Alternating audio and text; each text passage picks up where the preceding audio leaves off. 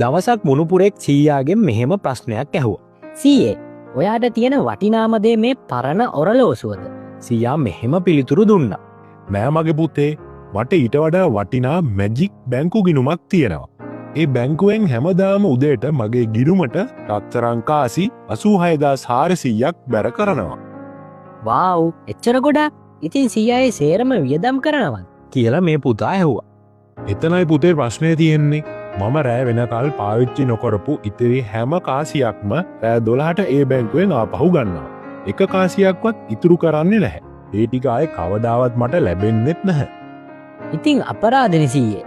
මම නම් රෑවෙන්න කලින් ඒ සේරම ලස්සන දේවල් වලට වියදම් කරනවා. අන්න ඒකයි පුතේ මටත් කියන්න ඕනේ. ඒ බැංකුවේ නම තමයි කාලය. අපිට හැමදාම ජීවිතෙන් තප්පර 86,400ක් ලැබෙනවා. ඒවා කේන්ති ගන්න, දුක් වෙන්න, නිකන් ඉන්න නාස්ති කරන්න එපා. ඔයා ආදරය කරන අය වෙනුවෙන්, ඔයාගේ හීන වෙනුවෙන් ඒ කාලය වියදම් කරන්න. මොකද ගෙවෙන එක තප්පරයක්වත් ආයෙ කවදාවත් ඔයාගේ ගිණුමට වැටෙන්නේ නැහැ. මතක තබා ගන්න කාලය කියන්නේ රත්තරන් නෙවෙයි. ඊටත් වඩා වටිනා දෙයක්. අද දවස ඔබේ හොඳම දවස කරගන්න.